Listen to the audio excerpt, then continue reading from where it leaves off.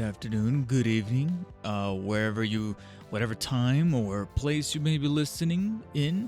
Welcome to the DarkspiderCast. It has recently come to my attention that this level of decibels that I'm at, this kind of way, this kind of like relaxed way of talking into the mic and just kind of, being not necessarily low energy or just lazy, but just kind of embracing the microphone and just kind of being a little bit more warmly receptive to it is pretty much how doing a podcast is actually supposed to be. It's supposed to be kind of like in this kind of like if you're in the car and you're kind of like listening to these sultry sounds, this is pretty much how the atmosphere and the energy is supposed to be at least that's the level that I'm getting from some recent podcasts that me and the girlfriend have been listening to while we were away this past weekend for the birthday / anniversary getaway, which is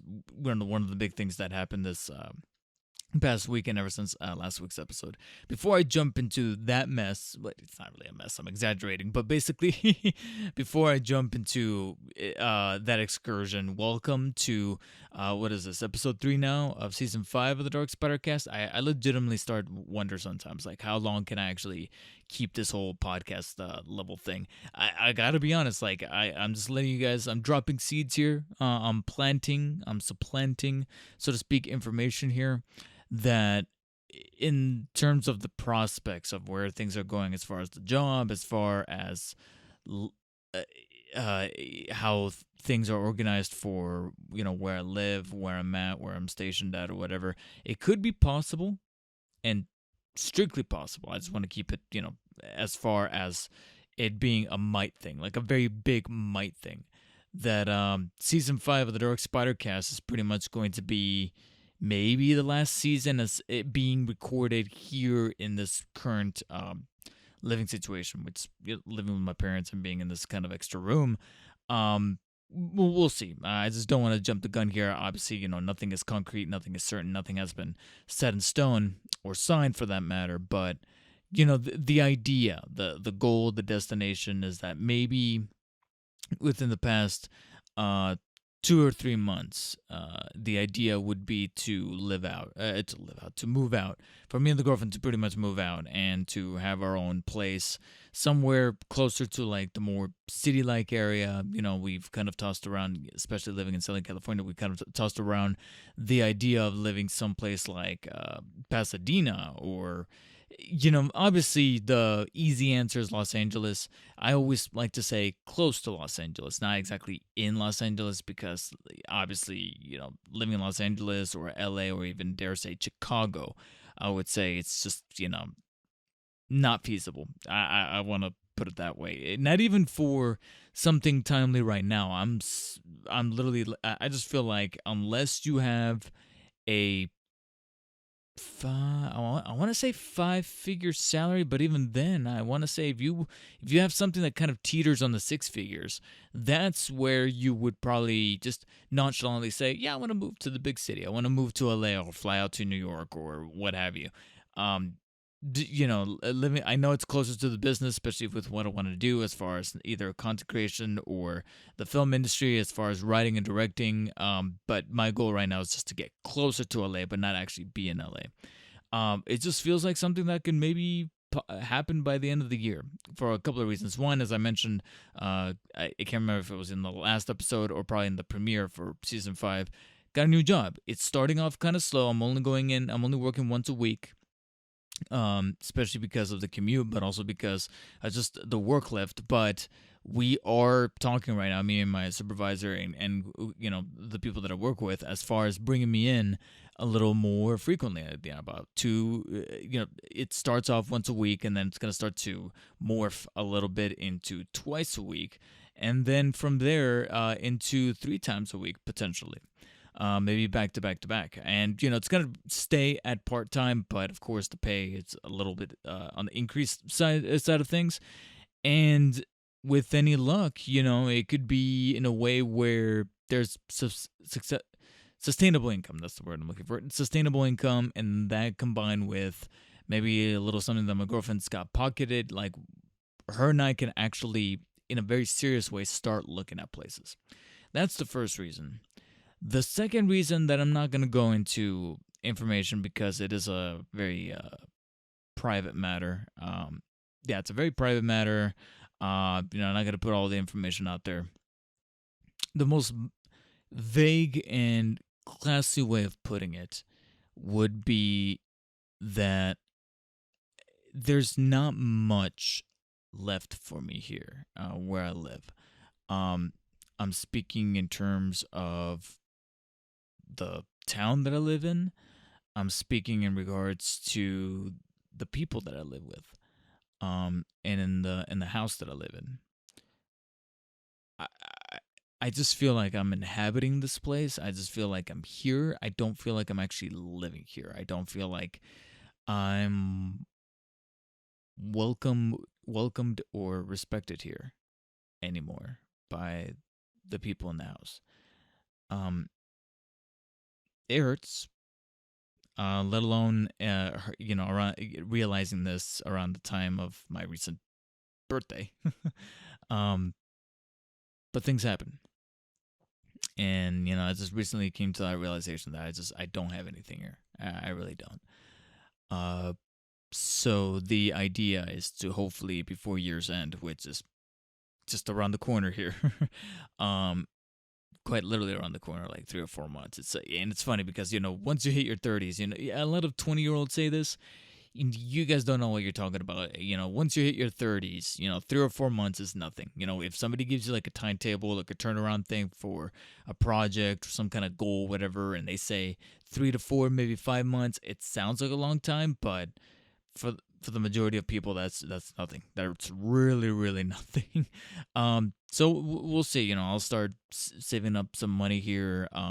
YouTube is also looking a little good as far as some, I don't want to say disposable income, because I've always mentioned how any income generated from the YouTube channel, I want to put it back into the YouTube channel, but finances are so stretched thin right now that, and there's actually quite a decent amount coming in that I'm like, yeah, like a good assortment of what's coming in at the end of this month and potentially next month. It's going to be going towards paying off bills and maybe just accruing a little bit so that maybe that first month or two of living in a new place will be covered until, like I said, I start going into the office more frequently. I start going in twice a week, 3 times a week. I doubt I'll ever go in 4 times a week because at that point it will be full-time hours. Judging by the amount, because I go in like at 7.5 times. 7.5 times, 7.5 hours a day. So at the 4 day mark, that will be teetering on like what 3 hour, 30 hours. So that will be kind of full time ish. And at that point, I would have to get like a position uptick. And that's not going to happen anytime soon, and I know that. So yeah, that's one of the things that's been crossing my mind lately, and one of the things that me and the girlfriend thought about as we drove past the area where not only do I work, but also, like I said, a prospective place where her and I can start looking for a place. And that somewhere here in the, like I said, in the more city areas like the Grove, Glendale, Azusa, Pasadena, etc.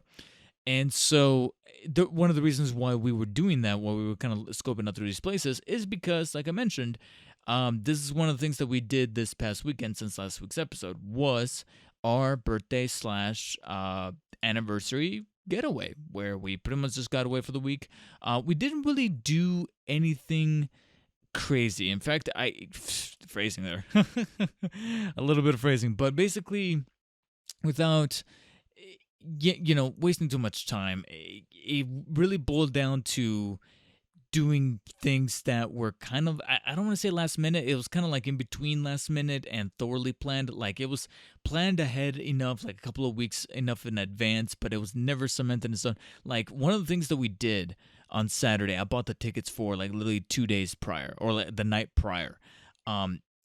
And the reason why is because, like I said, things that have been going on with money and also just where focuses have been at, which is to find a place and to figure out where things are going. Like there was just so many maybes, so many in between, so many up in the airs that, looking at my birthday, like I wasn't even thinking about my birthday all that much. Like, she kept, my girlfriend kept hyping it up, like, hey, you're turning 31, it's your birthday tomorrow, whatever. And I'm just kind of like, how do I put this in a way that doesn't sound bad or overly negative? And that was the whole, like, how do I make it, drive the idea across that I'm waiting for it to be over. Not because I'm dreading it, not because I'm thinking negatively of it, but just primarily because I want to get to the main focus as an adult, which is to finding my own place and just working more. Um, working towards the things that are making me money. And I know that sounds kind of superficial. It sounds kind of materialistic, but I really am thinking about making money, but just to establish that place, to establish that future. Whether it be this stuff that I'm doing for this job that has me coming in once a week, or now, in a matter of speaking, without sounding like I'm making it sound too much of a tedious job, because it's not. I'm still loving it. I'm still loving the creative forces behind it and the content creation aspect of it. But YouTube, the niche channel. Now seeing how a video that I considered low lift is just taken off in ways that I just could not fathom, and provides enough receptible income that I'm looking at it going, this one video literally generated enough ad revenue that I can, that's, not to go into specifics as far as numbers and all that, but let's just say that a particular video made enough that I covered next month for the phone bill. You know what I'm saying? Like, and I'm like, this is a video that I didn't really plan too long on, about a week's worth of time. And when I say a week's worth, I don't mean the full week. I mean, like a little bit of recording here, a little bit of editing and splicing here, like when I had time, when I had those free pockets of time, and when I wasn't taking a break doing, going to the gym, and of course eating and, playing a game or whatever, you know what I'm saying? Like, it wasn't, and then of course these past couple of weeks where I've been going into the office once a week, and that full day is taken up of that job. I'm not editing this one thing, so it's not even the full week. So it was a very low lift thing, like the video where I talked about the No Way Home 3-pack. That's a video idea that from ideation to publishing, I think was actually not even a week. I think it was like 3 or 4 days. I wasn't really thinking too much of it, but I was like, you know what? Let me make a video talking about this No Way Home 3-pack and what's my opinion, and then kind of toss the question to the audience, like, is this really worth it? That thing is closing in on 100,000 views total. It's like at 80 something last time I checked, 80 something thousand. And again, not going into specific as far as numbers, I'll keep that data private, but let's just say that it made enough that I'm looking at next month going, those are some bills right there, actually. Huh. And that's on top of already what I might be earning as I start to go into the office a little bit more and more and more. So, like I said, all these things is really what I was kind of thinking about a couple of times during this getaway weekend, and not so much on, in the moment. And it's definitely something that I need to fix, looking at myself as a person, not just as a creator, but also, in this particular scenario, as a boyfriend, as a friend, as a colleague, as a person. Is like thinking about the now. Don't think about what could be happening in months time, weeks time, what have you. Think about the now, and be in the moment, instead of being in the moment surrounding me, as opposed to being in the own little, like, closeted space in my head. So that's definitely something that I need to work on. And that's hopefully something that this job will help with, because these past couple of days that I've been going into the office, all I'm thinking about is the work that needs to be done. And I mean that in a good way, like in a way where I'm like, I never really went to my mind palace. I actually just thought about, what needs to get done here at work. And because of that, I felt like the least amount of stress that particular day. And I'm looking forward to going into the office this week, not only because, I kind of miss it, kind of looking forward to every day. It's been a new project, actually. Keeps things fresh. And there's not so much the first day, because I was still kind of learning the ropes. The second day, though, I fell into my groove, And then before I knew it, it was actually my stomach that told me, "Hey, it's actually already lunchtime." I was like, "Holy shit!" Um, that's the kind of job that I want. It's the one where I haven't even looked at the clock, and it's actually my stomach that tells me you're hungry. Go get something to eat, and it's actually already been 4 hours into your shift. Go get something to eat. Uh, stretch the legs, come back, and then finish. And guess what? Now you got the bulk of your shift done. You actually got less time now than you did before to work on this one thing, try to get as much done, and then before you know it, it's time to clock out. Like, I love it when that shit happens. And when it happens with a job that I actually love, that's, I mean, isn't that what they describe as the American dream, so to speak? Speaking of American dreams, I want to talk about a particular show that tackles this concept in due time. But before we get into that, like I said, this birthday weekend, in terms of the actual scope of what we did, wasn't big scale, big thing. Like, we've had bigger birthdays, bigger anniversaries and such. But funny enough, I feel like de-escalating, or descaling rather is the term I'm looking for here, descaling the actual scope of this anniversary or this trip or whatever, I think maybe worked in its advantage. Of avoiding, because one of the things, as a bit of a pessimist, one of the things that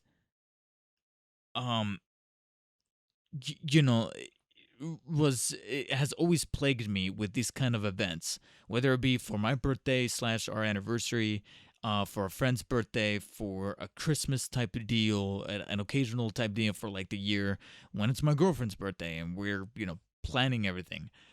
I've always, being the skeptic that I am, it's always been a glass half empty kind of view. And because of that, I've had my fair moments where I'm often thinking, oh, what's going to go wrong? Is this going to be the thing that goes wrong? Is this going to be the thing?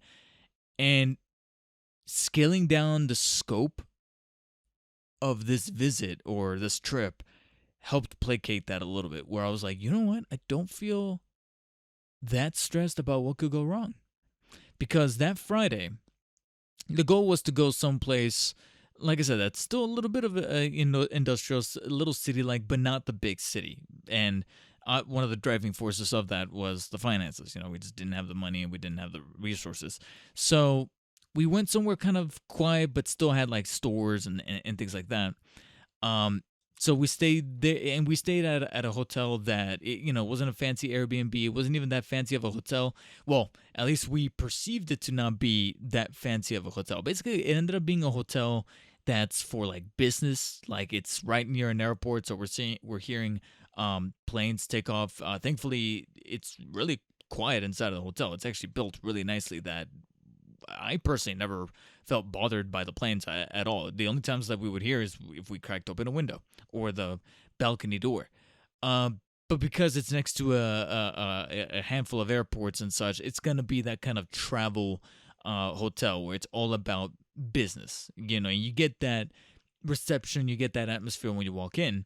And the people who greeted us and checked us in were really sweet, really nice. And when we were checking in, lady asks us, would you guys care for a complimentary glass of champagne?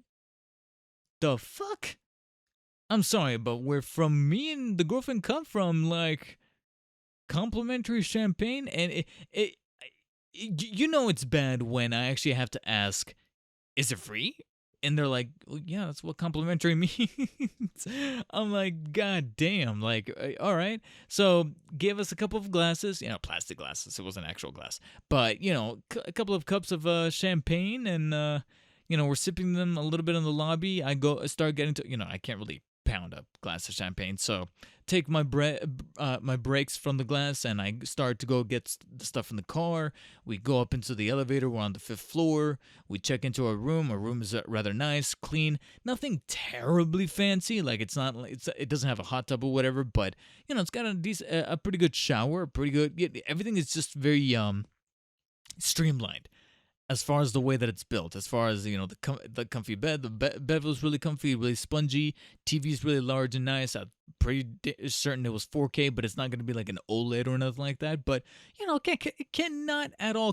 I would probably say, that it's still a really good room, where the biggest complaint that I can think of is that it didn't have a microwave. And the only reason why, legitimately the only reason why I complained about the microwave, or about it not having a microwave, is because I knew that kind of eliminated the prospect of leftovers from wherever we had our breakfasts or dinners if we ever wanted to take a leftover. Because even though it did have a really nice fridge, I had a somewhat fancy fridge. I mean, it's fancy for me and the girlfriend. It had the window where you can look inside the fridge and temperature control with a little digital dial that lets you know what the temperature is inside, and a little built-in light so you can light up the inside.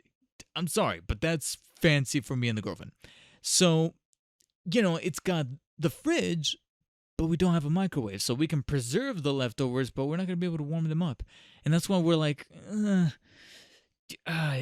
you were halfway there. You were almost perfect. It was almost a perfect room. But I digress. So we check in. This was Friday, and frankly, that's pretty much just for Friday, because we settled that on Friday is, and generally the first day of our stays. Whenever we have birthdays or anniversary trips or Christmas things or whatever, or vacations for that matter, extended vacations where it's more than at least 2 nights or 2 nights or more. The first day is always the chill day, where we're not going to do anything crazy. If anything, we're just going to go to the store, stock up on snacks, or if we're staying at an Airbnb, stock up on the stuff that we can maybe cook for ourselves, or what have you. And that's pretty much what Friday was. We just stayed in, watched TV.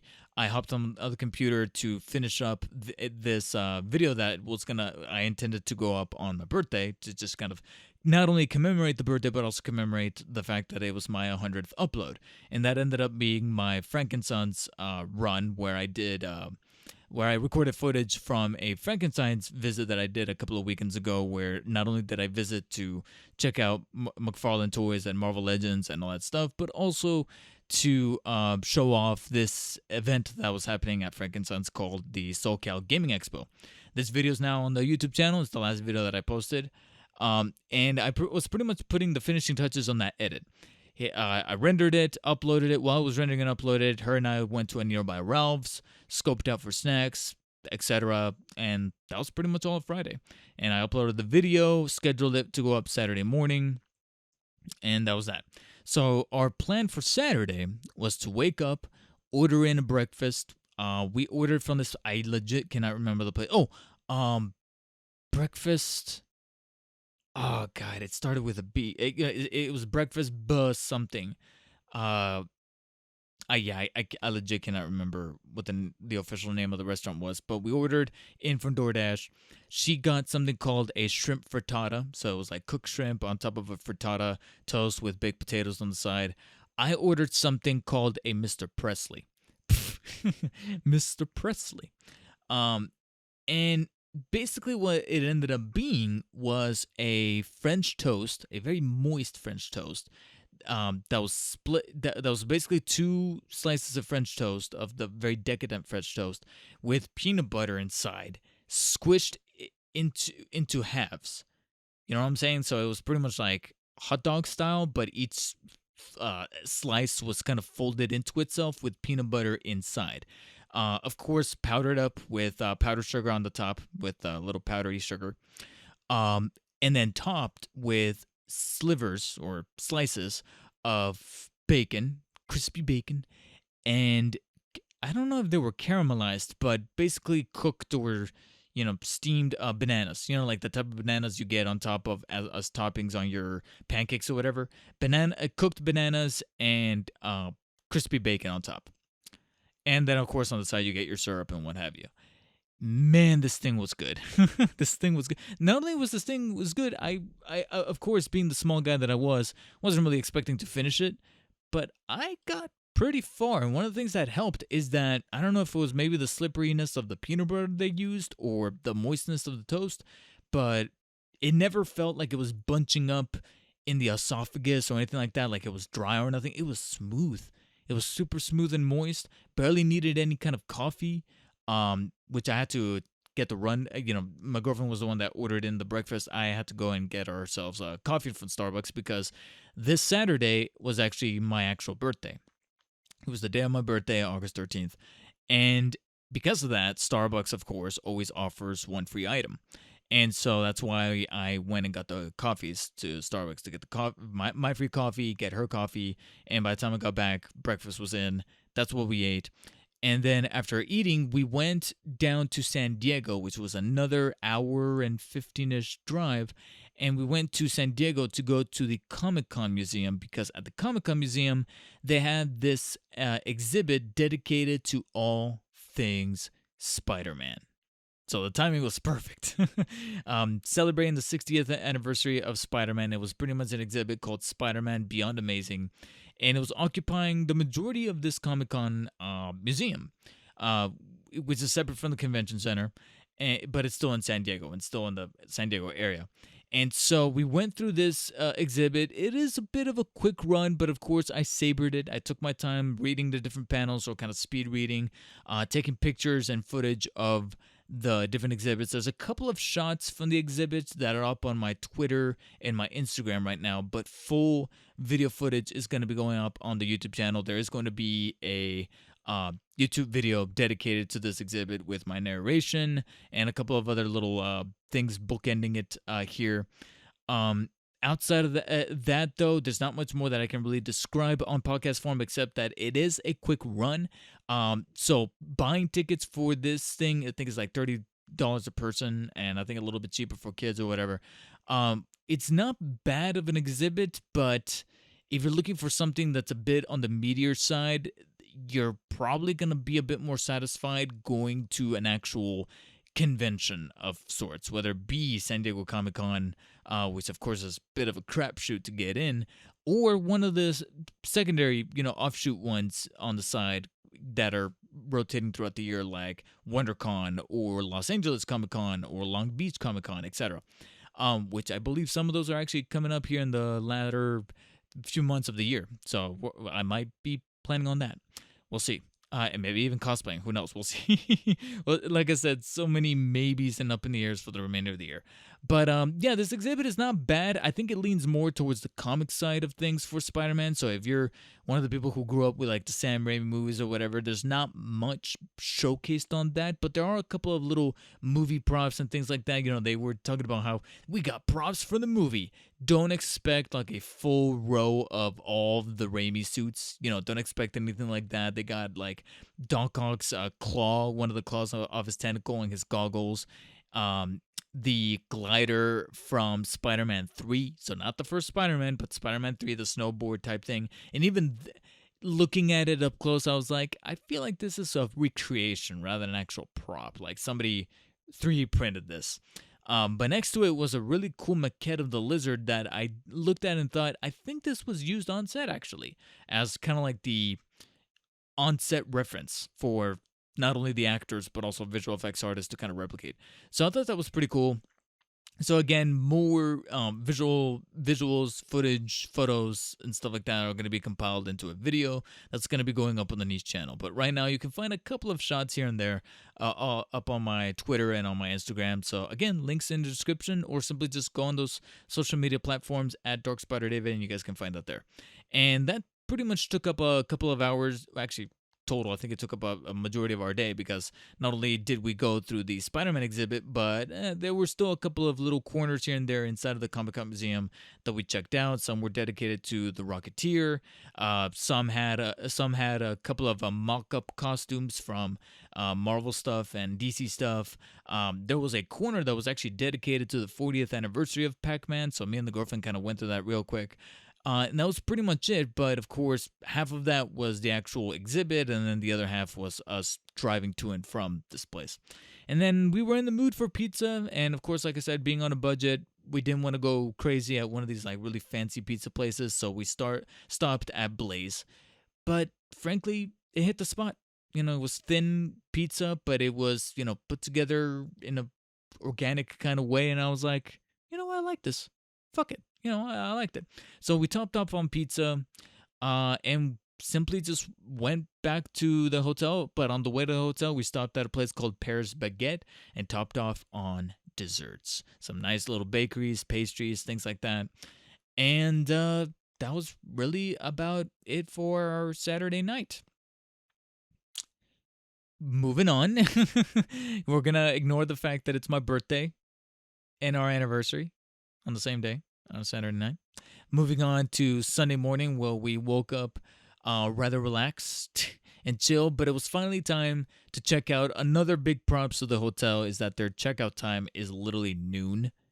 I mean, that's kind of fucking sick because it's probably the first time I had a hotel check us out at noon. At noon. I mean, I'm sorry.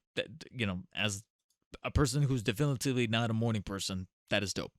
So we check out, and on the way out, we go and get breakfast. We stop at a place called Dick something. Dick, hold on. Let me check on my phone real fast, but it was still in the nearby area.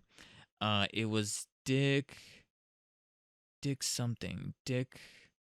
Yeah, I'm trying to research it right now on my phone.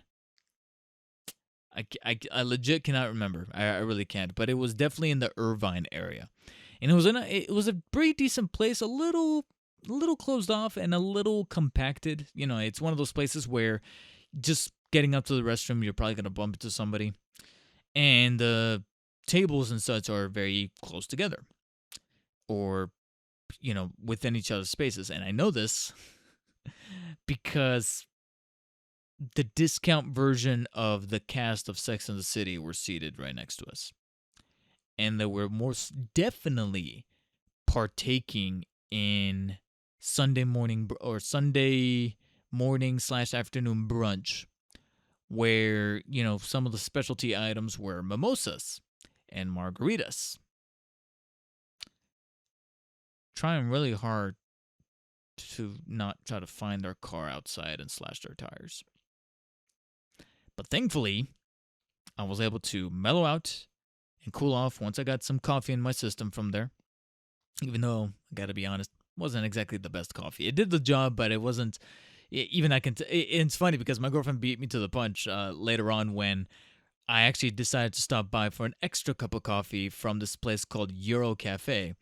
And the reason why I remember this name is because this particular place or chain had the Nutella latte. And so I ordered her and I a Nutella latte, and it hit the spot. And when I ordered it, not only did she like it, and it's funny because this is my second time having the Nutella latte. The first time was actually when me and my buddies were in San Diego last year, and they ordered the iced Nutella latte, and I decided to partake and order one myself, and I could not forget the taste because it has that hazelnut Nutella taste, but it's kind of like a sweet but also kind of bitter, and the bitterness of the espresso used inside from the latte is counteracting it, so you get the kick of the coffee while at the same time, what I love about spreading Nutella on my toast or on my pancakes or on my crepes, etc., it hit the spot. And it became memorable to me, and I thought to myself, if I could find another place that serves it, I need to get it, let alone have, share it with my girlfriend, so that her name is Stacy. Fuck it. It's a very common name. Share it with her and see what she thinks about it. And thankfully, not only was she down for it, she really liked it, but she also realized that the coffee at the breakfast place was not all that great. And so she agreed with me, and she was thankful that we were having a second dose of really hot but also really punchy coffee such as that.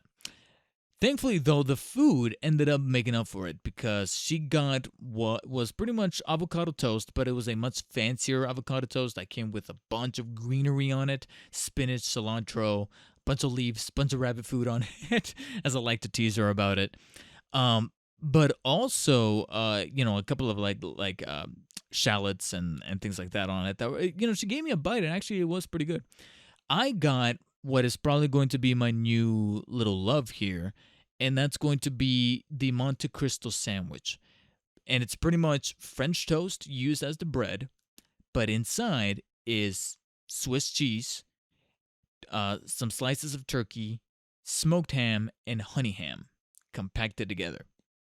And I don't know how I went this long without ever buying a Monte Cristo sandwich before. And from now on, if I could find places that specialize in Monte Cristo sandwiches, I'm probably going to go with them. Because this place actually did manage to hit the spot.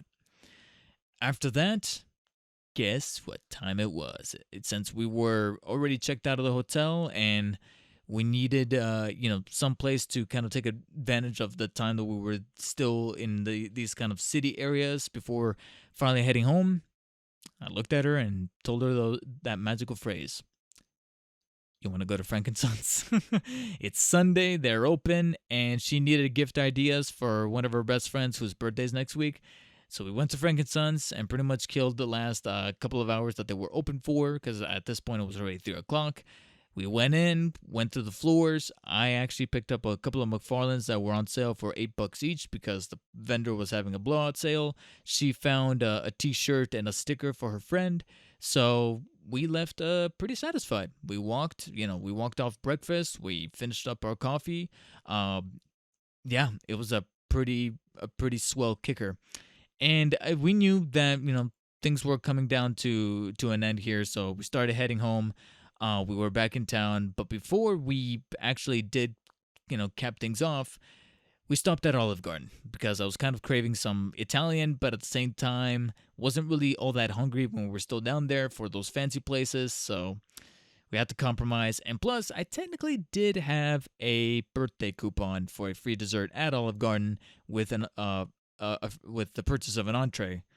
So I figured, fuck it, let's go to Olive Garden. We had the giant stuffed shells. I ordered the, chocolate lasagna as the dessert. Took that home. We ate it a couple of hours later. And that pretty much embodies what the weekend was, which was that it was simple, wasn't overly fancy, wasn't overly glamorous.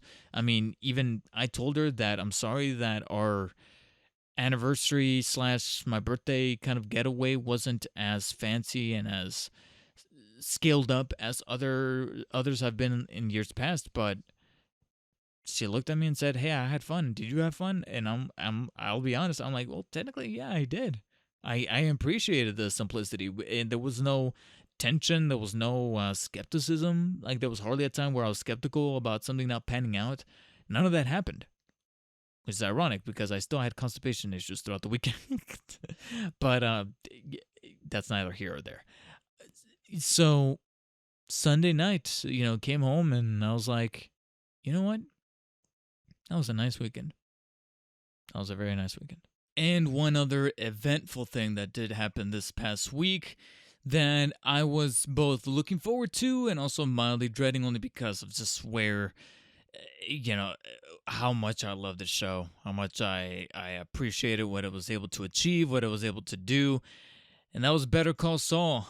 For those who keep up with the show and are huge fans of the Breaking Bad universe, you'll know that the spin-off / prequel show centering around one of the side characters from the original Breaking Bad show, Saul Goodman, a.k.a. Jimmy McGill, came to a close this past week, just literally a couple of days after my birthday. The grand finale, series finale for Better Call Saul, ending on its 6th season. So it's funny how it went off for an extra season than Breaking Bad, even though Breaking Bad was also kind of 6 seasons. They did that weird thing where the first season was only like 6 episodes, which makes sense because it's like a starter thing. It was kind of like they were kind of testing the grounds for the show, but of course it kind of took off. It became a phenomenon, and it was greenlit for like 2 or 3 seasons at a time.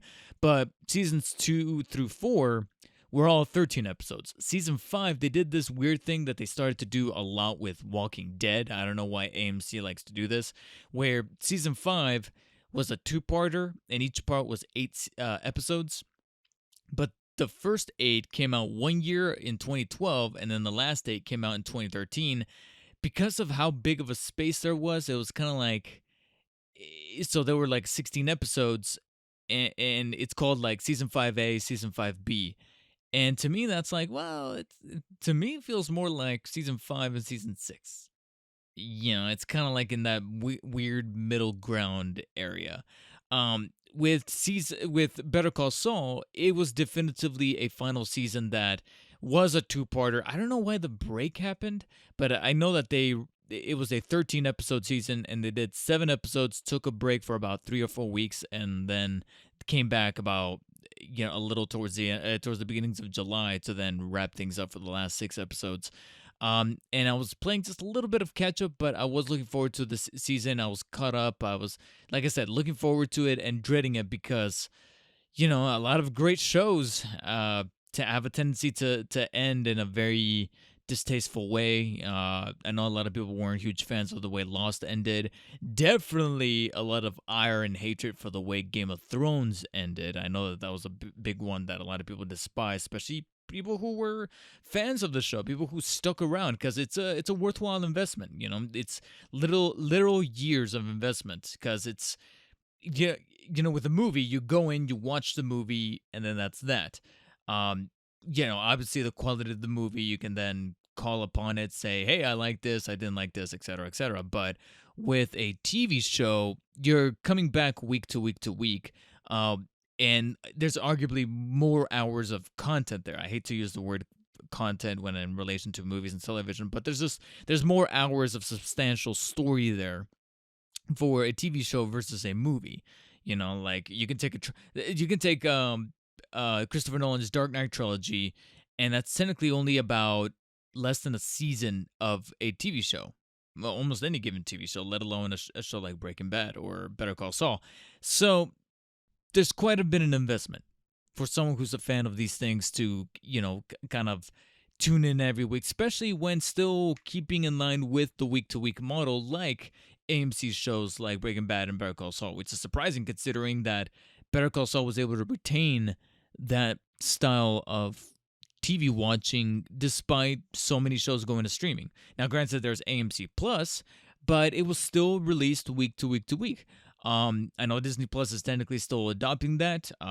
Speaking of Disney Plus, I look forward to my week to week She-Hulk reviews, unless, like I said, things don't pan out. But I think next week we will start reviewing She-Hulk, since the plan is for me and the girlfriend to finally start watching later this week. Or at some point this week. Because I know episode 1 is probably already out by the time you're listening to this, but me and the girlfriend have yet to get together because I know that's going to be another one of our shows, one of our couple shows. So for now, I'll leave you with this. I watched the finale. I wanted to end on good notes, so not only did I watch the finale, but I also watched the second, because I was an episode behind, mainly because I didn't know how much soon that mid-season premiere was going to kind of come back up. So I fell one episode behind, just one, but I thought to myself, you know what? Instead of putting everything off by one episode and knowing how trigger happy people are with the way they like to post things on social media, the way Instagram works with its annoying algorithm, YouTube, especially with the recommendations and just fleshing things on, saying like, oh, hey, almost a year ago you watched this scene from Breaking Bad, so I'm going to go ahead and show you the finale scene from Better Call Saul for no fucking reason. And that almost did happen. So thank God I did watch the finale that night. But what I decided to do was pretty much watch the penultimate episode, the second to last episode that I was behind on, and the finale back to back. So it was almost like a little mini movie, because both of those episodes together pretty much was like a little over 2 hours of Better Call Saul. So I was like, yeah, this is the way to end it. And man, what a way to end it. And I'm not going to lie, at first I did think that it was lacking a little bit of that punch, a little bit of that bang, both metaphorically and quite literally, that the Breaking Bad finale had. Because the Breaking Bad finale had not only a little bit of an action set piece, but also it had a very bombastic and flashy way, both metaphorically and literally, to end things on. But as I thought about it, as I went to bed that night and then woke up the next morning and thought about the finale even further and further, I came to the realization that that's okay, because it pretty much summarizes what Better Call Saul really is, which is still a corner of its universe, but with some of the Breaking Bad universe still taking place. It still feels like it's connected. It still feels like it's part of that universe, like I said, part of that whole environment, that whole story, that whole saga, but with something completely different to say. You know what I'm saying? Like it would be boring to just kind of touch on the same themes that Breaking Bad did, because they already did that. Better Call Saul did an exceptional job of making sure that it's tackling different themes for a different character who went through a different change. And the finale, or rather the last couple of episodes, did an exceptional job of nailing that. And it's crazy because, and I'm gonna keep it spoiler free. Don't worry, no spoilers here for either Breaking Bad or Better Call Saul. So it might not even be that big of a deep dive here in my personal impressions here. Um, but there's certain things towards the end here that I thought that they were gonna do, and I thought to myself, I hope they don't, because Walt's story in Breaking Bad did go in those directions, did go into those crevices of darkness, and because of that, something needed to happen to make up for those dark moments, to kind of give a sense of cathartic payoff. That made sense for a character like Walter White. I didn't want that to happen for the characters in Better Call Saul 100% or beat for beat repeat them. And thankfully it didn't. Thankfully the show was almost kind of self-aware that if they go that extra mile, they're going to have to do something that they kind of similarly did with Breaking Bad, and they went in a different direction where it's like, hey, we're not retelling Breaking Bad, we're telling Jimmy's story, aka Saul's story. And it's also crazy to think that despite being labeled as a prequel show, it's funny because chronologically it is a prequel show, but if you have not seen either Breaking Bad or Better Call Saul, I'm still gonna say start with Breaking Bad. Don't watch Better Call Saul first just because it's a prequel show. It's actually both a prequel and a sequel. That's all I'll say about that. Like there's pockets here and there that serve as a sequel, but for a purpose. Like it's funny because it almost felt unnecessary at the beginning to have these sequel-ish kind of moments. And that's something that we've had to deal with a little bit before with El Camino, the Breaking Bad movie, which everybody agrees is an awesome movie, a Netflix movie to give an epilogue to one of the characters in Breaking Bad. But we all agree that it was pretty much unnecessary. It still could have, Breaking Bad could have still ended the way that it did for that particular character. And the El Camino movie adds a little bit that it's almost like a dessert. It was arguably a dessert, or I think one of my analogies that I used was when you order your meal and your fries and you know everything is great, a great meal. You have a great fine dining experience at a restaurant, and that's Breaking Bad. El Camino was pretty much the equivalent of either a free dessert that you weren't planning on ordering, but they said, hey, you got points on our reward system, and that earned you a free dessert. Completely unnecessary, but you're welcome it, and the dessert, it tastes great. That's pretty much what El Camino is. Or if we're going the fast food route, it's like ordering a side of fries. The fries are great, but then at the bottom of the fries container, you find that magical onion ring that was not part of your order, but it was cooked to order, and it just happened to stumble in there, and you eat it, and you're like, oh, that was good. I didn't need that. I didn't order onion rings, but they're in there, and I ate them, and they were great, and that's pretty much what El Camino ended up being. Better Call Saul was actually going back to the restaurant and ordering something different and taking the gamble with that something different because it has ingredients that you're like, I don't know how I'm going to feel about that, because you didn't think it was 100% necessary, like a spin-off for a side character from Breaking Bad. And lo and behold, it's either, for some people, it might end up being just as good. For others, it might even be even better. For me, it was just as good as that first fine dining experience. And that's pretty much what Better Call Saul ended up being here, ending with a really poignant finale that, like I said, it's not bombastic, it's not showy, it doesn't end on a bang, but it still ends in a way that gives so much payoff to what it's been setting up in these 5 or rather 6 seasons, in a way where it just connects so many things and gives so much context to things earlier that you thought, oh, what was, like, there's what was originally just a throwaway line in Breaking Bad ends up coming back full circle here in Better Call Saul, where I was like, oh shit, that's why he said those things. We weren't thinking twice at all about it, and now we're like, like all that stuff. Is it perfect? Not 100%. There's times in the finale specifically that it feels a little reunion-y. I'm not going to go into too much detail, but there's times where it does feel like a bit of a reunion where you're like, but at the same time, one of the foundations as to why they did that was because recently Vince Gilligan and Peter Gould, who created the show, um, did express, well, they didn't really just express, but they pretty much confirmed that this is it. They don't want to, this combined with the movie, they're done with the Breaking Bad universe. They want to move on. They want to move on to other things. As well as the actors. Recently, they confirmed, AMC confirmed that Bob Odenkirk is going to be doing his own separate show. That he's going to be starring in. I think he might be producing as well. I don't know. Giancarlo Esposito is going to be in a different show on AMC. And then Vince Gilligan. I don't know if he's working on this with Thomas Schultz or I'm sorry, Thomas Peter Gould or Thomas Schnauz. Those are some of the headliners over there at Breaking Bad. I don't know if he's working with them, but I know that he's planning on doing like a sci-fi type thing that's X-Files with a little bit of his personal style and tone of comedy that he's brought to Breaking Bad and Better Call Saul. He's doing something that's akin to that. So I'm looking forward to that. And that's the thing. I really do think that this is where it needs to be left at. Like, enough with the Breaking Bad universe. Like, this is perfect.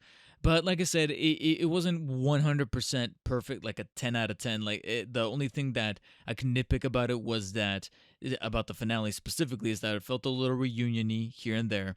And then season 6 as a whole, I would personally say, if someone were to ask me, like, where would I rank the seasons, I would say Better Call Saul peaked with like the last half of 4 and then pretty much all of season 5. Because the last half of 4 had a particular character that Jimmy/Saul was constantly clashing with, and it came to a boil. And then season 5 was Jimmy trying to clean a little bit of that up, while at the same time, that cleanup process is with him not knowing, pretty much creating the transformation on him. As Walter White said in the pilot for Breaking Bad, chemistry is all about growth, decay, and transformation.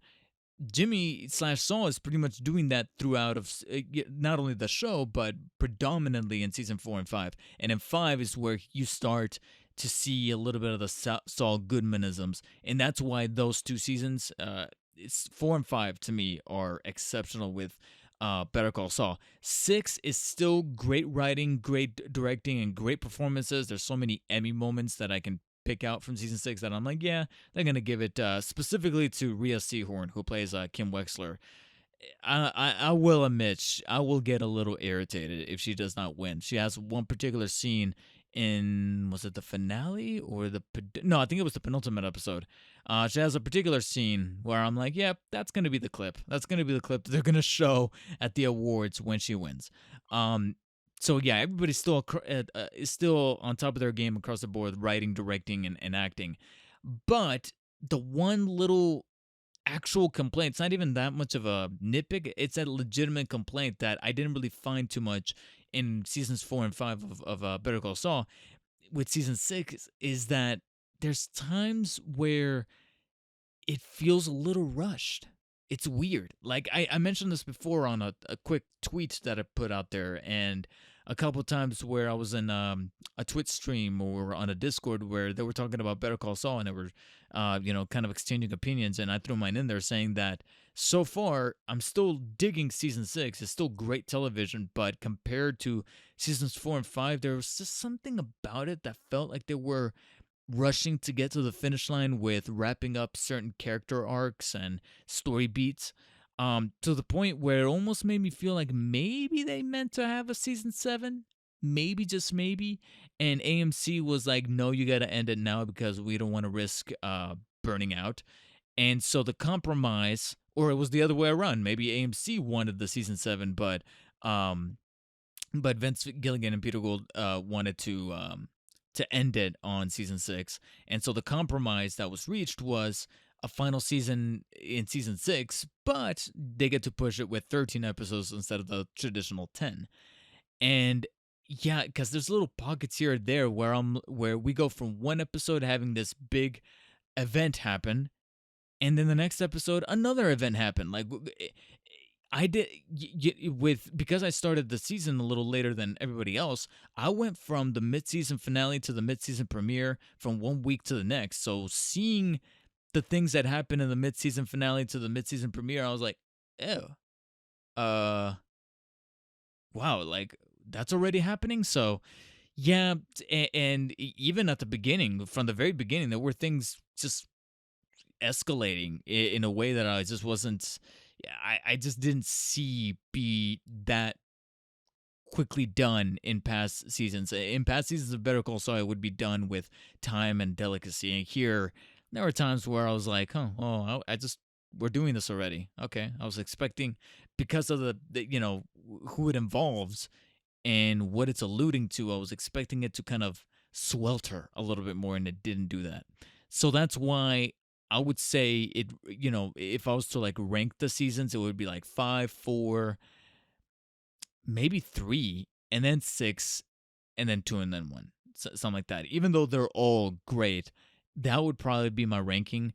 But the way it was able to wrap things up in a very, like I said, in a very different way, while at the same time making it self-aware that this is it for the Breaking Bad universe from these creators, it was bravo. Like the fact that I was still able to converse about the show, talk about the show, go online and finally not have to deal with spoilers, but at the same time being able to just look at things introspectively. It's great television, and it's crazy to think that 6 years ago or rather 7, when they were announcing a Breaking Bad spinoff on Saul Goodman, we were all like, really? Can that really work? And here we are, legitimately not only saying that it worked, but it's also saying that Better Call Saul is one of the greatest shows ever. Is it gonna topple Breaking Bad? I think it's just as good, but for a different. It's like saying that chocolate ice cream is just as good as vanilla, but I am completely aware that they're different flavors, and those are just the textbook flavors. If I was to get a little bit more nuanced, I would say going for my two favorite flavors as far as two different brands, the Stephen Colbert Americone Dream from Ben and Jerry's is just as great as Haagen-Dazs's Irish Cream Spirit flavor, but they're completely different flavors. You know what I'm saying? Like, they're just as good, but to say one is better than the other would be a little unfair because they're different flavors. That's pretty much Breaking Bad to Better Call Saul. And I highly recommend it. Obviously, if you haven't already seen Breaking Bad, watch Breaking Bad first. But, if you were a little close-minded to the Better Call Saul spinoff, please don't, because you're in for a ride. And now time for a very quick what I've been playing. And really quick, because there's not a whole lot that I can really divulge into this past week because I've been busy. It was the birthday weekend, such and such. So I did manage to wrap up. God damn, I can't believe I'm saying this. I completed, or not really completed, but I rolled credits on Boyfriend Dungeon. Right before the game was removed from Game Pass on the 15th, I did manage to finally play that, and it's meant to be a short game. It's just that, like I said, I had the birthday weekend with the vacation, and I was abroad, so I wasn't able to sit down and formally play it. But thankfully, I thought to myself, I think Sunday night I might be able to come back and wrap it up for the last couple of hours, and I was able to.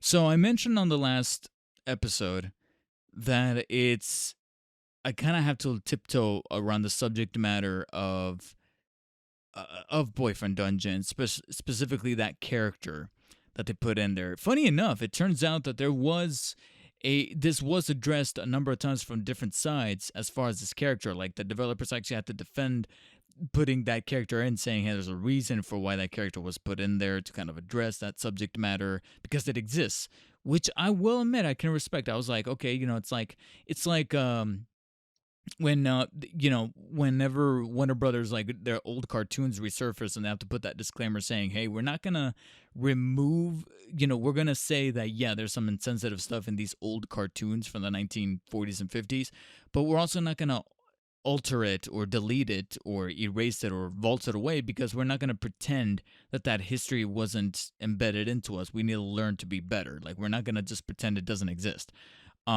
And that's kind of like that's kind of the vibe that I got from them including this character in Boyfriend Dungeon. So I was like, all right, okay, I can kind of understand that. With that said, it still comes across as cringy all the way to the very end, as far as the dating aspect, the way these characters kind of talk, the way it's not at all subtle about its themes, where you're like, yeah, there was something here as far as the angle of the way that this was all written.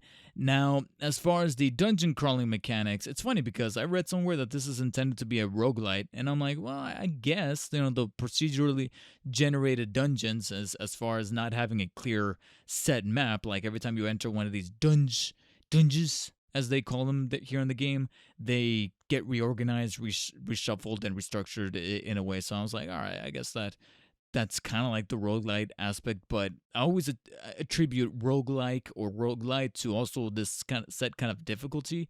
But I was leveling up like crazy. I don't know what was going on. There's no set difficulty as far as I can tell, but yeah, this is not necessarily a tough game. Frankly, maybe that's one of the things that lends to it being relatively short.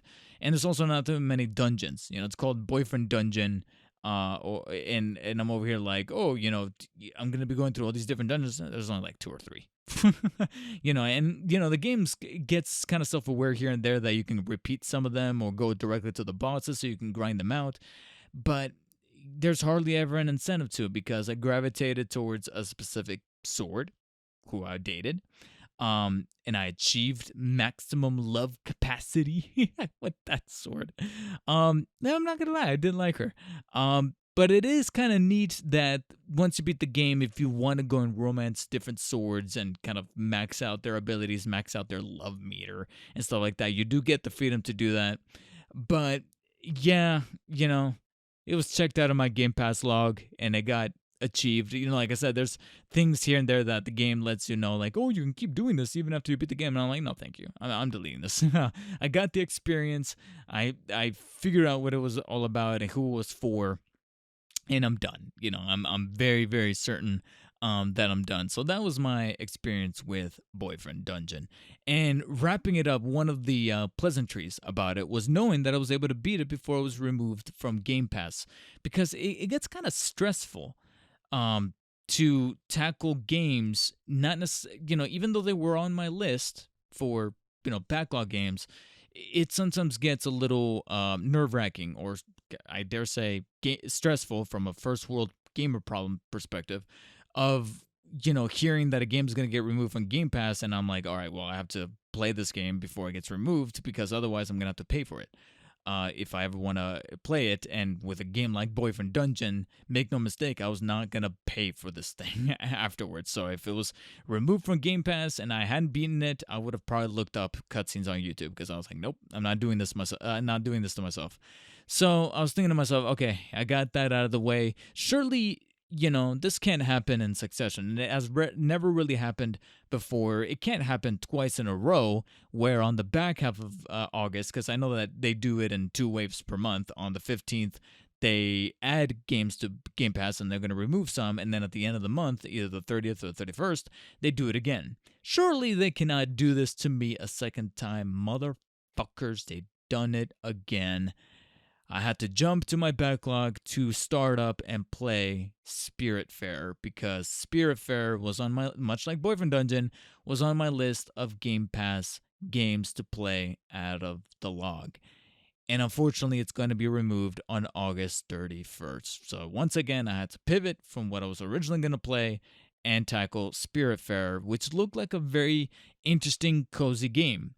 Where you play as this character named Stella, and you have to help out spirits in the form of these anthropomorphic animals transcend into pretty much heaven. Like, they pretty much need to leave limbo. You're pretty much stuck on this interpretation of limbo, and you need to help them cross over to the other side but in order to do so, they need to take care of unfinished business. But it's also built as a management game. And I thought to myself, okay, well, a management game, that could still be addictive. That could still be pleasant and, like I said, cozy.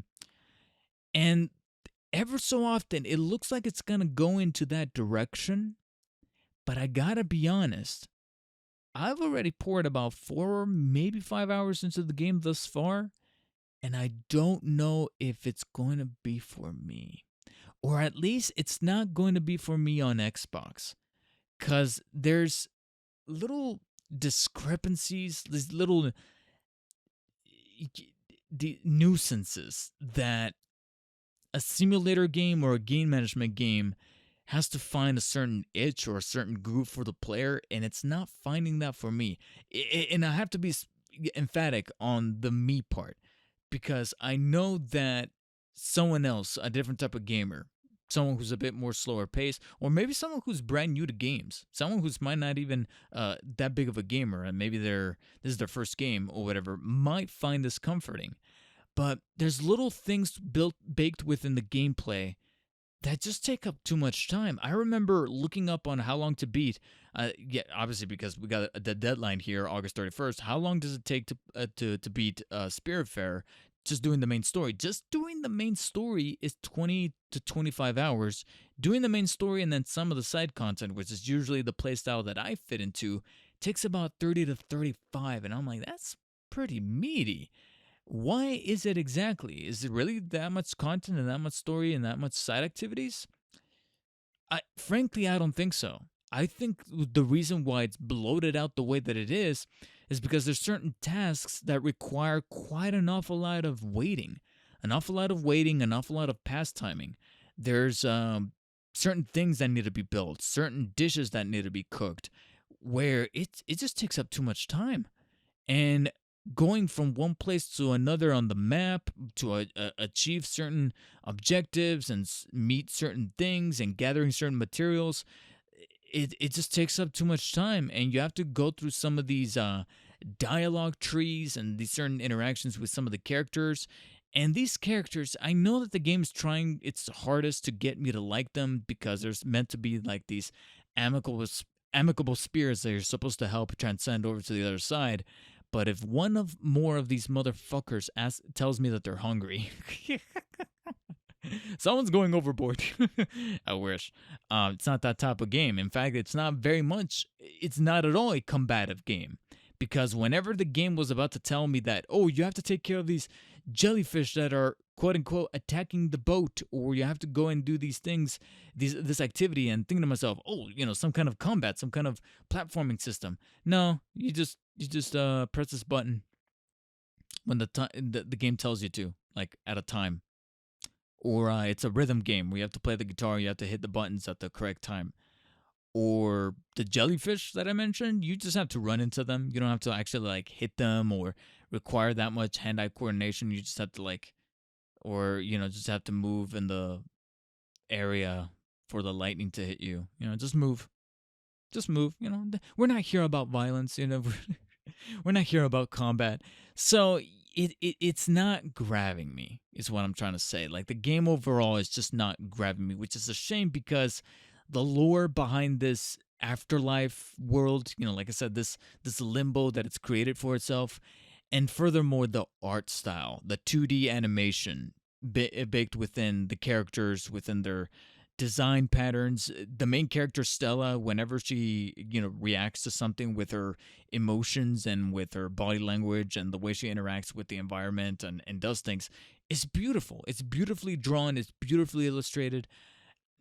But I'm still, I'm like I said, I'm 4 or 5 hours in, and I'm still failing to find that thing that hooks me to be like, I want to do this again. I want to do this. There's so many activities that I don't want to do, but the game's telling me I have to do because I need a certain amount of maple planks. I need a certain amount of these things called gleams, which is kind of this game's top currency. But on top of that, I also need this certain amount of jellyfish. And then this character says that they want to complete this one thing. And then again, sandwiched in between is these characters saying that they're hungry, saying that they need their own place.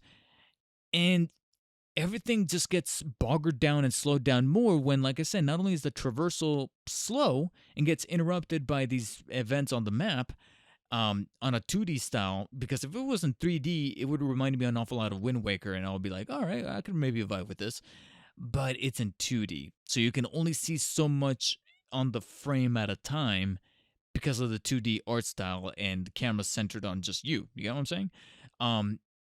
And sure, you can increase the size of the boat and potentially improve the boat to be a little bit speedier, a little bit faster. But like I said, I know that those improvements are going to come later down the line, and it just feels like there's just so much heavy work, so much management work that it's just not for me. And it gets made worse where it has a day night cycle, and the boat will not move at nighttime. Yeah, there's like a evening section where it's still gonna move, but eventually it's gonna hit a point where it's like, okay, well, you have to go to bed now, or I mean, you could stay up and cook, but this boat is not going anywhere. And I don't know if it's just me. I don't know if it's a placebo thing. I don't know if it's just a mind thing, but the days are certainly shorter than the nights. Like I feel like the days go by quick, and I'm not just saying that like, you know, like a relative thing. Like, oh, I'm having too much fun. No, I physically feel like the days go by quickly, and then before I know it, the boat stops moving. It's like, oh, well, it's nighttime. You have to go to bed. Like going to the bed and pressing the X button to fast forward to the next morning. I feel like I've been doing that more than actually progressing in the story. And because of that, like I said, it brings so many things to a halt because I'm trying to get to somewhere on the map to get those pieces of wood, those resources, and then advance more in these characters' stories so I can help them move on. But then the boat stops because it's nighttime and you have to go to bed, or if you want to spend the time wisely, cook these dishes so that when they are hungry, but then the cooking takes too long unless you improve the kitchen. But guess what? To improve the kitchen, you need the source, but you can't get to that source because you have to go to sleep because you have to get the boat moving. I'm hoping that I'm painting the picture as to why this game might just be a little better on the Switch. And it pains me to say that because literally last week, this game was on sale for just $10 as opposed to the full price $30 that it's at now. And I was like, well, it's on Game Pass. I don't have to, I know it's only $10, but it is on Game Pass. I'll play it eventually. And lo and behold, Game Pass reveals that this game's going to get removed on the 31st, which means that there was probably a reason for why that sale was happening in the first place last week. And I should have nabbed it. I don't get me wrong, I fucking regret not getting it for $10 last week. Because then it could have been on the Switch. I could have played it when I got the chance, when I'm out and about. Like, this is a perfect game to take with you so that when you are cooking those dishes, when you are doing that remedial shit, it could be traveling with you. You could be, I could be waiting for traffic to die down if I'm ever in the office and I still have to drive a certain amount. Or if I'm over at my girlfriend's place, I could still log hours into it and get it done quicker.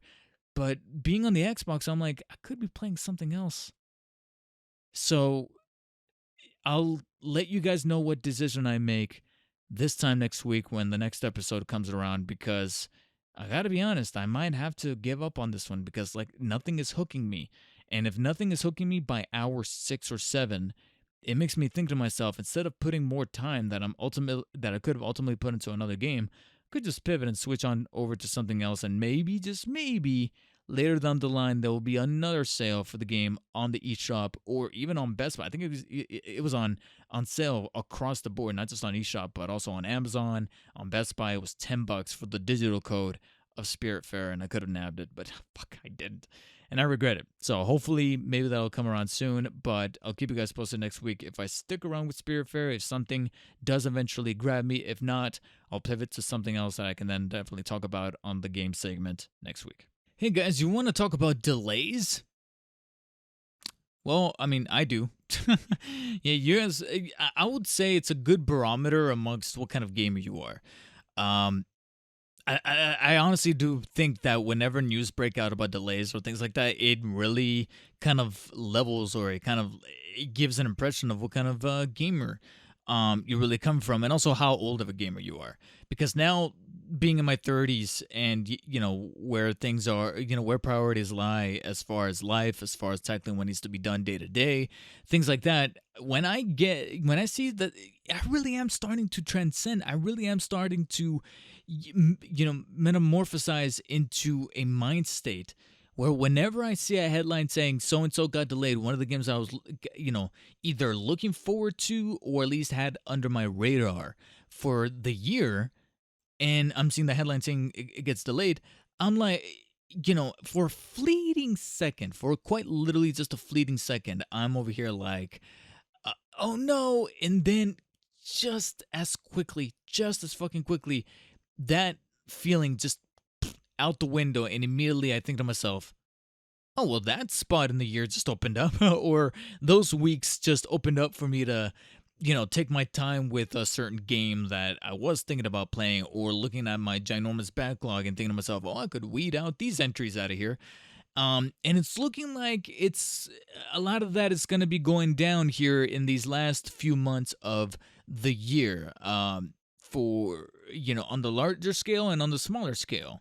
And it's also an interesting topic that's kind of also made me think about my personal list of games of 2022, which I'm not going to go into too much detail, only because I feel like I have tackled that a little in the premiere episode when we were talking about the check-in on Game of the Year and what games we have what games I have looking forward to in the remainder of the year. So I'm not going to spend too much time on that one. But the two games, the two culprits here, like I said, one on the smaller scale, one on the big scale.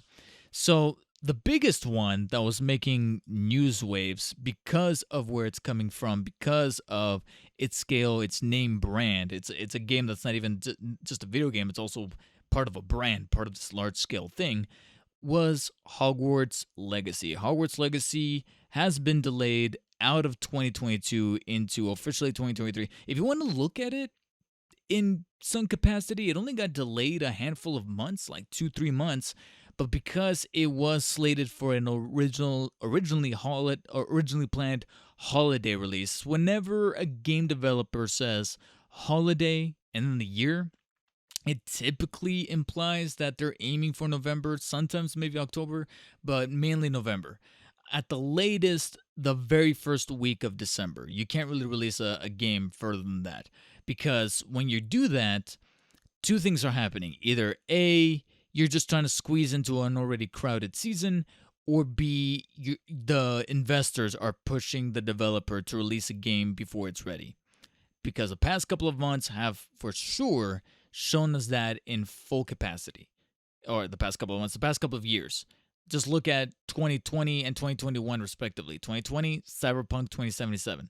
When that game was coming out December 10th, 11th, or whatever, and I'm like, you're barely meeting that holiday deadline for people to buy it come Christmas time. Why not push it to the early months of 2021? And look how that happened. And then a year later, Halo Infinite. The single player campaign wasn't all that bad. It wasn't broken, but so many features that make up Halo for what it is, Halo, Co-op, and Forge, were gone. And look at where it's at now.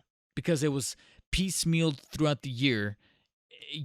People are playing the Master Chief Collection more so than they are that original Halo Infinite game.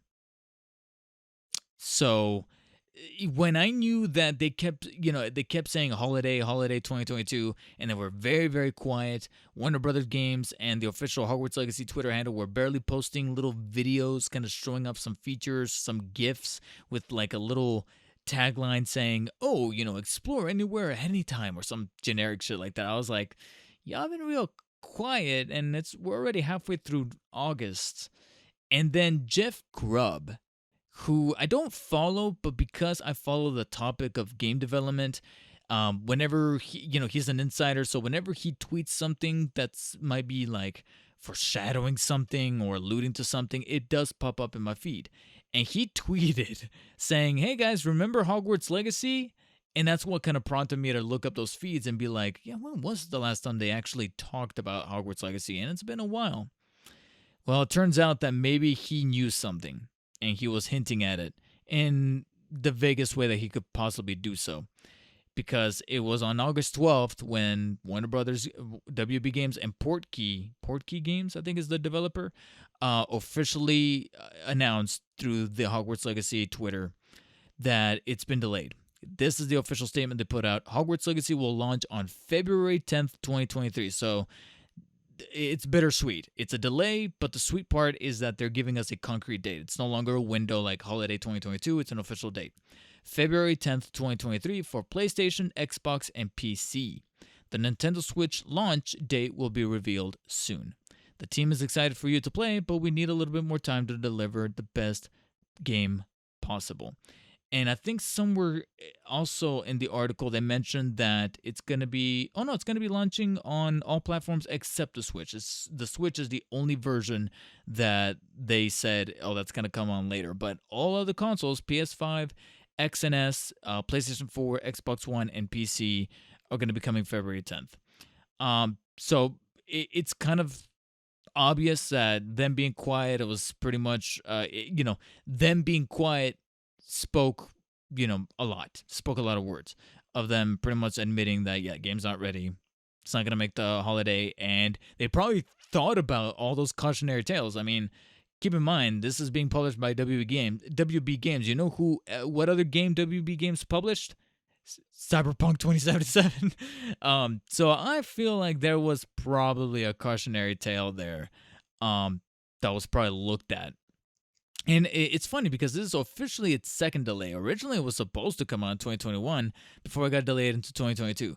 Frankly, though, with the scope of the game that we're dealing with here, as far as, Hogwarts and being able to explore not only inside of the castle, but the grounds outside the castle and the spells and, tackling the RPG mechanics of what a great Harry Potter RPG or a Wizarding World RPG can be, I think it might need this extra little bit of time to polish. And who knows, I will not even rule out the possibility of a second delay. Maybe by a month or so, leading into like March or April, but it just wouldn't necessarily surprise me. So that got bumped out of my list of 2022 games.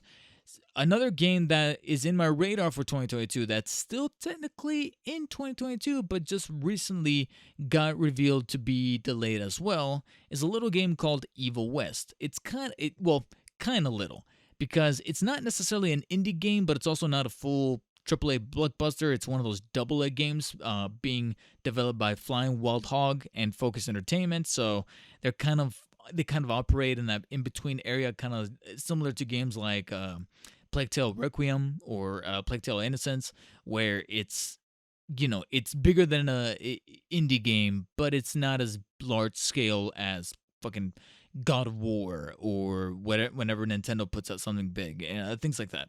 So Evil West got delayed very most recently, just at the time of this recording, just a handful of hours ago. This is the official statement posted by the publisher Focus Entertainment, and of course with that traditional backdrop. It's funny because I didn't even read. I just saw the screen grab that said Evil West and then a bunch of text with the two logos of the publisher and the developer at the bottom, and instantly I was like, it got delayed. Now, how long of a delay are we dealing with here? So the statement reads, Dear players, first of all, we would like to thank you for your continued support and patience for Evil West. We are overwhelmed by the incredible reception the game has gotten so far from our trailers and the demos some of you played at PAX East. We are working on very best to achieve our vision of Evil West and to meet your expectations. Evil West releases on 5 platforms, including multiple generations of consoles. Giving our game more polish is crucial to providing our players with not only good but also lasting memories. That's something that we've always pursued. To ensure that the game reaches its full potential, we have made the decision to delay the worldwide launch of Evil West to November 22nd, 2022. We understand that game delays may be frustrating, but it's a necessary step to deliver the best experience to everyone. Thank you again for the awesome support and dedication. It drives us forward and pushes us to create the weirdest, wildest Western ride for all of you. Flying Wild Hog and Focus Entertainment. So this is only about a 2-month delay. It didn't get pushed out of the year. It was originally supposed to come out September 20th, I believe, and got pushed to November 22nd. So it's technically still happening in 2022. But again, it's not, if a game like Hogwarts Legacy, which got, a big publisher like WB Games behind it, can get delayed, so can this.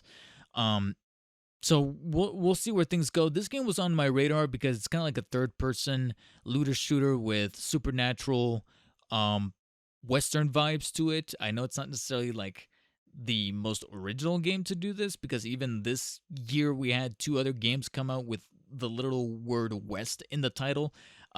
Weird West, which is on Game Pass, and I tried playing a little bit and I couldn't really get into the simulation aspects of. And then Hard West 2, the sequel to Hard West, which is like a XCOM that takes place in a supernatural version of the Wild West. So, but this one takes on the much more like traditional third person. You get to shoot, kind of like Gears of War, over the shoulder type mechanics, but you also get to loot things and take on boss fights and things like that. But the gameplay actually did look fun. I remember people often saying in the comment section that it reminds them of that PS3 360 era of games that were just fun. You know, they were stupid and ridiculous, but they were still kind of fun, like Darksiders or The Darkness 2, Prototype 2, those kind of games. This kind of feels like it harkens back to that, and I'm intrigued. I'm not like day one, oh my god, I need to buy it, but I'm very, very intrigued in this game. It just looks like it's going to have to wait a little longer because it got pushed out of September, which means right now, there's nothing coming out this month for the remainder couple of weeks of August that we have that intrigue me. No, I don't give a shit about the Saints Row reboot. And then in September, this was one of the two games I was interested in. The other one, which is still on track to come out September 9th, was Splatoon 3. So it's literally just Splatoon 3. And even Splatoon 3 is not a day one. It's more like let me see what the reviews say, and then maybe I'll pull the trigger on it if I have the money to spare. So it's not even on that high list of priority levels. The first game that I'm dropping everything for to play, and thankfully I don't have to buy, it's going to be on Game Pass, is Plague Tale Requiem. And that's not until October 18th. So I figured this is probably going to be as good a time as any to maybe start up Elden Ring, maybe finally, or maybe wheedle some other things out of the backlog. We shall see. But this also made me think, what other games could potentially get delayed out of 2022 that don't even have a date? And the last time that they were asked, they were like, oh yeah, it's coming in 2022. And I'm like, I'm sincerely starting to doubt that, like, most heartedly. So I'm looking at my list of what games don't have a date. And yeah, I got to be honest, all of them have been relatively quiet, some more than others. Right now, my quote-unquote nominees for games that I think for sure are going to probably get delayed out of 2022 because, like I said, we're in the sunset months already. And some of these games, I think the last time that we got snippets of, they either showed up in some kind of sizzle reel. I think maybe at Xbox's showcase, but that was like a couple months back. And since then, they've been quiet. And I'm like, for a game that's supposed to come out in 2022, I feel like you should have at least given us a window by now. But all they say is 2022, and I'm like, these are going to get delayed. The fact that you don't even have a window, let alone like a story trailer or a deep dive, I'm like, it's not looking too good. And those two nominees are Atomic Heart and Hellblade 2 Senua's Saga, or Senua's Saga Hellblade 2. Those are my two candidates right now, where if somebody were to ask me what other games are going to be delayed out of 2022, it's those two. Those are the two. And out of those two, Hellblade 2. Atomic Heart, I can see maybe meeting it by December. But Hellblade 2 is the one that I'm looking at. I'm going, you're not coming out this year. I'm going to keep you on my list for now until there's a formal statement. But my money is that it gets delayed, for sure. And then the other two games that I do have on my list, but I'm a little bit more lax on to say, and they have a likelier chance of seeing the light of day in 2022, only because one of them is an indie game that is a sequel to one of my favorite indie games in recent memory, but it is a 2D side-scrolling kind of explorative type game, so I don't know how much of it, how much development workload it requires to put out. I feel like maybe the story requires more effort and work on it, aside from the gameplay, and that's Oxenfree 2.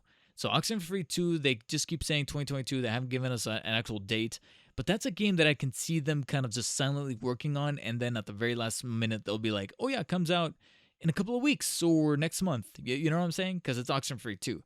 So I'm like, all right, I'm going to give that one the benefit of the doubt. And then Sonic Frontiers. That one's another one that they just keep saying 2022. For a little while, it looked like it was kind of coming up on being done. especially with how much gameplay they've been giving to IGN to showcase.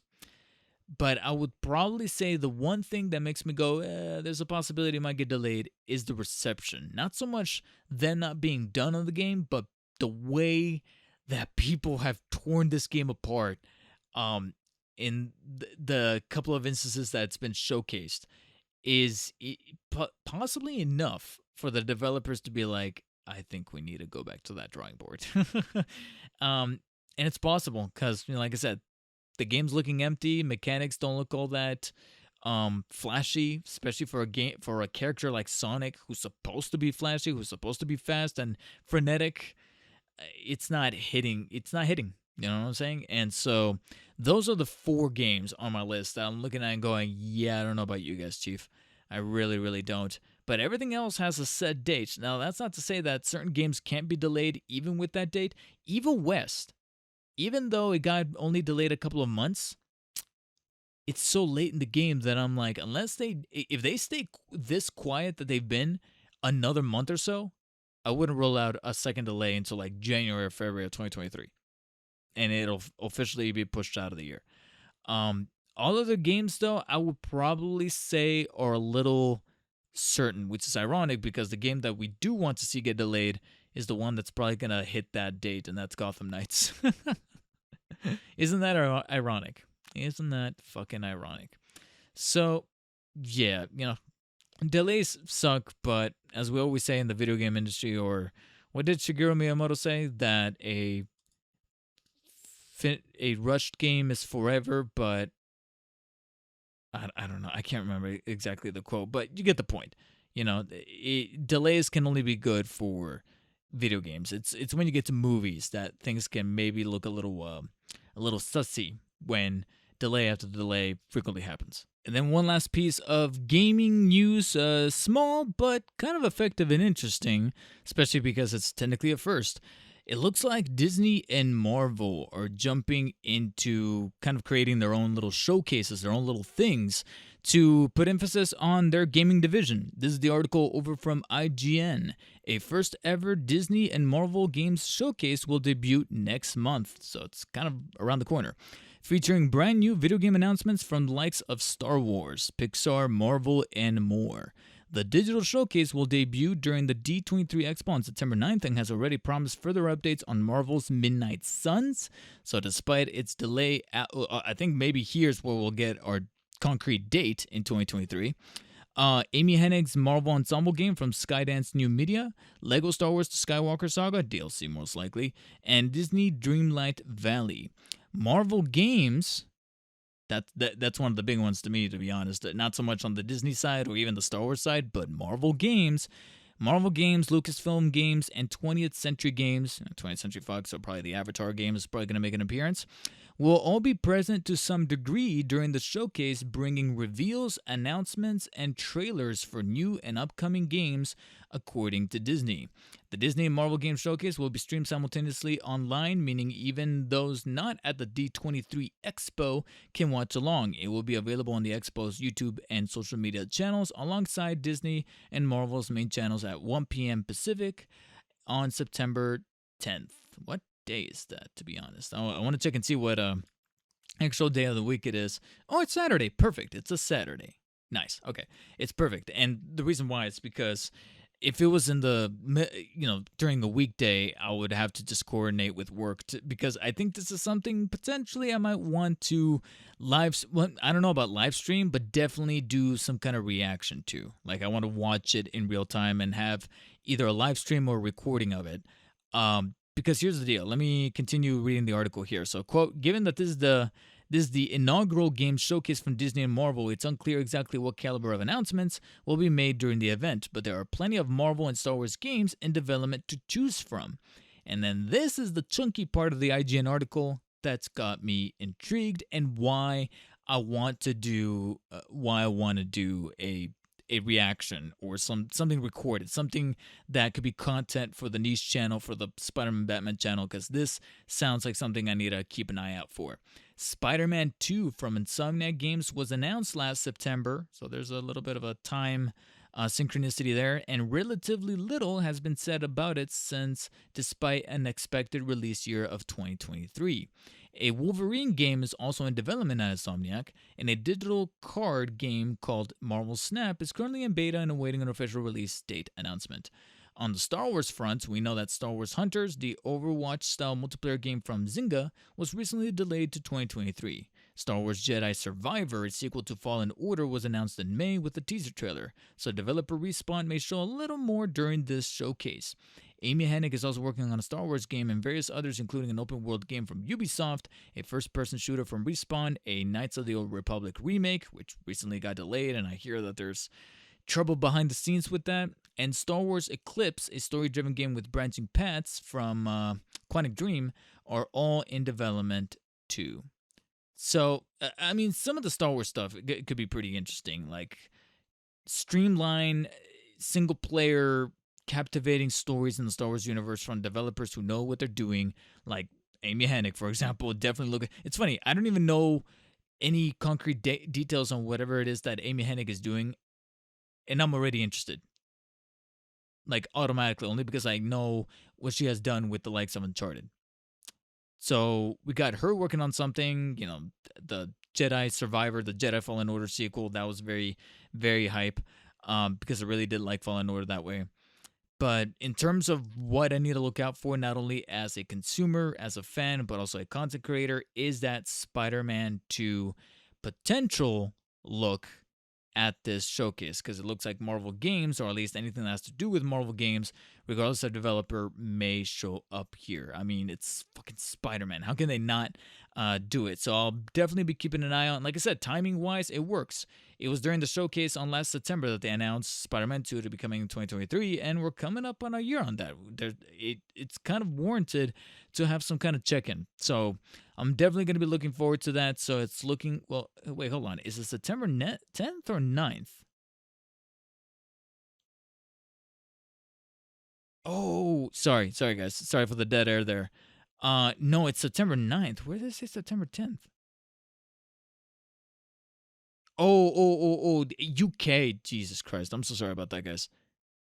UK time is September 10th, because it'll be the next day. September 9th at 1 p.m. Pacific. That's a Friday.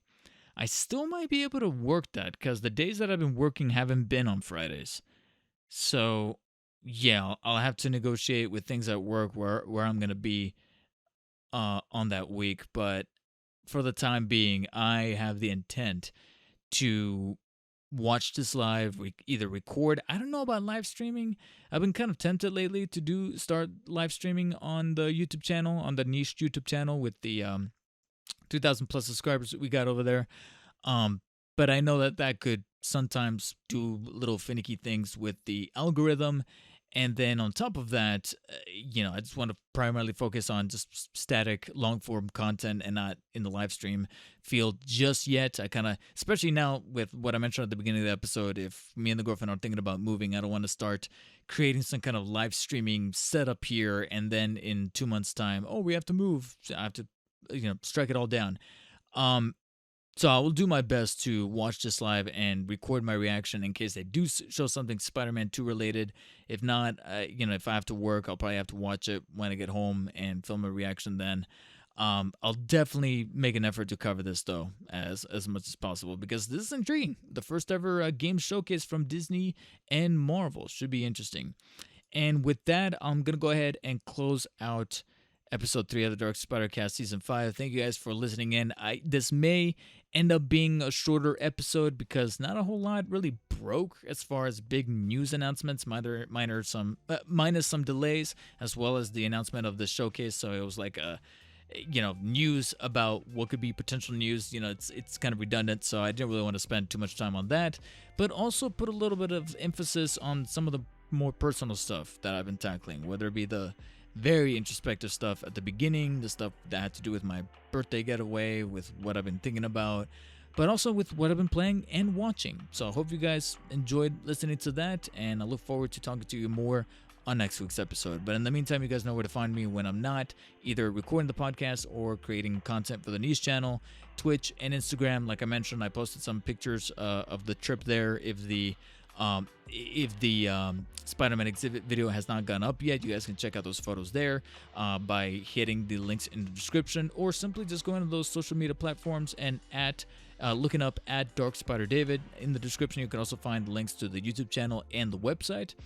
And within the website and the YouTube channel, you can also find the merch store. I keep forgetting to plug the merch store. You can find t-shirts with my face. Isn't that fun?